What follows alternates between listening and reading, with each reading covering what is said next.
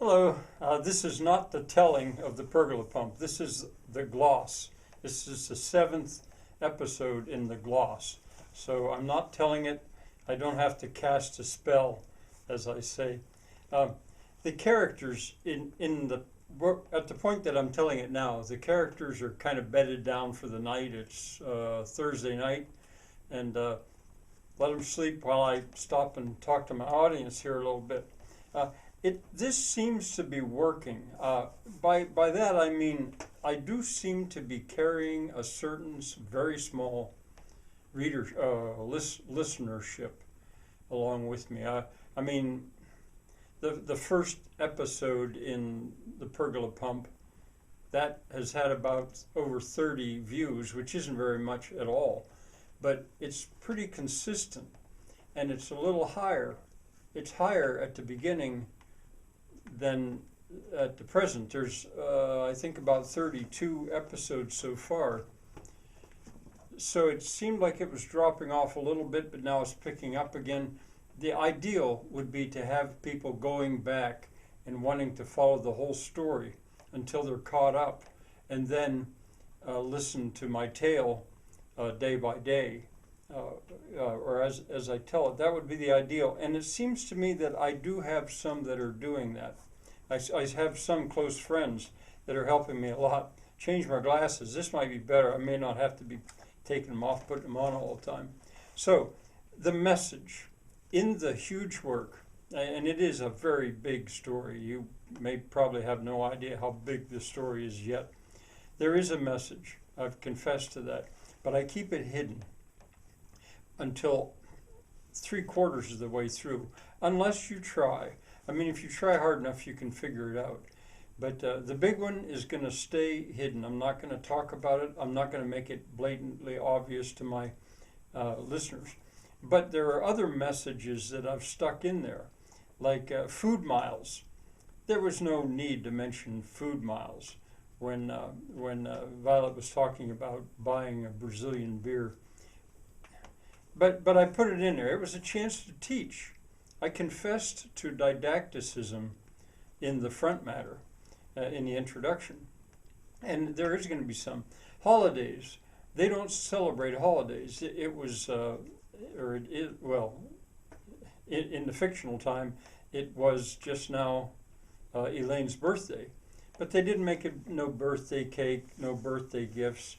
They didn't make any big deal about it. So it came up. But anyway, I even was able to squeeze in, I think, that idea that, it's just an excuse to get people to consume more and feel guilty if they don't. So I slipped that message in. These are minor compared to the big message. Farmers of 40 Centuries, that book, I mentioned it in terms of Lance's schooling. How could it not be taught in sustainability studies? Well, I mean, these are ideas of mine, opinions of mine, and I'm squeezing them in, but not making them too obvious, I hope. Brewing, as a giveaway economy.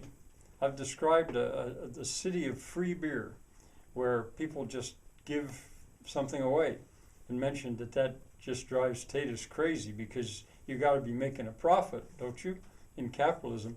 So I suggested this idea that there is such a thing as a free economy where people just give things away. Themes. I can think of two which I could name right now, but I'm not going to. I think with the themes it'll be very much toward the end of the entire work before I talk very much about themes that I was aware of. So I'm not going to talk about them, but they're there. As I say, in 2 words, I could point them out. Allusions. I'm going to be more open with allusions.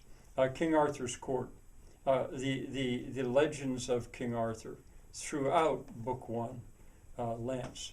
I've loaded that with allusions to the Arthurian legends, and they're going to be throughout the entire work as well.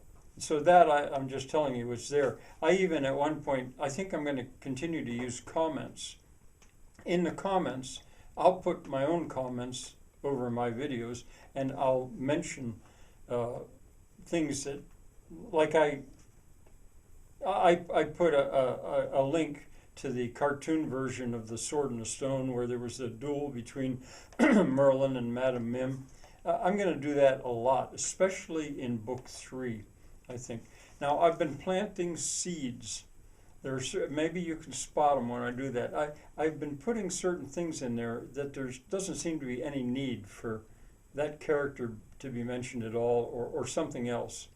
Well, lots it's accidental, I imagine, but it's also on purpose in quite a few places. I consider that planting seeds.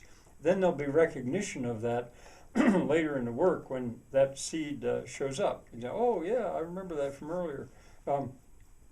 Now, these videos all look so much the same. I got a cat here. I'm sitting in a chair, flannel shirt, suspenders. Usually don't have glasses, hair's down. Lighting's the same. You know, how boring. I change my shirt now and then. But, you know, I think when you read a book, every page of the book pretty much looks like a page in the book. I think of this as pages in a telling. Now, in a book, there's illustrations now and then. And in my telling, the equivalent of illustrations, I think, are going to be these quotes or these comments that I put in there, that if you'll click on them or go to them, all of a sudden, like that would have been an illustration watching the cartoon version of the Wizard's Duel. I tried real hard to get another reference to one in made-for-television Arabian Nights, a Wizard's Duel between the Genie of the Ring and the Genie of the Lamp. It did not seem to be available, so I couldn't put that in there as I'm going to think of them as illustrations, I think. Razzle Dazzle. There have been a few places where, you know, to me, razzle dazzle is when you do something that's almost needlessly fancy, too fancy really, in the telling. And I've done that in some places, and I'm going to do that. I'm going to do that a lot in the 3rd book, the one that's called Vivian, Edgy, and Wedge. There's a name for it in a way, what I've been using. It's called breaking the 4th wall, if you want to look that up. I'm not doing it on purpose, really. I'm just doing it when it's convenient. The first time I think I did it, and you might have noticed, was I said about the color of the shirt that the guy telling the tale is wearing right now. Well, in my fictional story, I came out of it, and it's so hard to explain that. And I'm not even really going to try to do it, but I've done it here and there. So I crossed that barrier between what's fiction and nonfiction. This is nonfiction, for example, right now, and so much easier. It's still hard to do, but I feel like it's getting a certain amount of momentum going, which helps a little bit, but it's going to keep pushing me along. That business of having to cast a spell, again, that's a hard thing to explain, but narration basically has to do that. I don't know another way to explain it. I don't really have to do that now. I'm just telling you stuff. I mean, if the phone rings or something, I'll say, yeah, I'll be back in a minute. But with a great story, that would just snap the spell and damage it. So it's still hard for me to do this. I'd like to look in further into the idea of getting my closed captions translated so a Spanish speaker could follow this story by looking at the closed captions in Spanish or Hindi or Chinese. Or Mandarin, I should say. Portuguese. Those are the languages that I'd love to have them available to be able to reach to those audiences, because I think for my purposes, they would likely be a richer, monetarily poorer, but richer audience for what my big message is, and even for just enjoying it. So, and then one other thing, if you want to make a comment, please do. And if you want your comment to affect the story, you can have an effect on the story because it's like a living thing. I know the story, but I'm constantly adjusting it.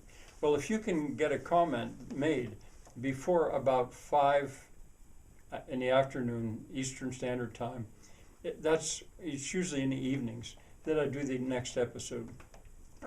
And so your comment could affect the story if I see it. Well, it might later anyway, depending on the comment. All right, I've rushed this a little bit. I'm going to put it on, and then we'll go back to the telling. Bye for now.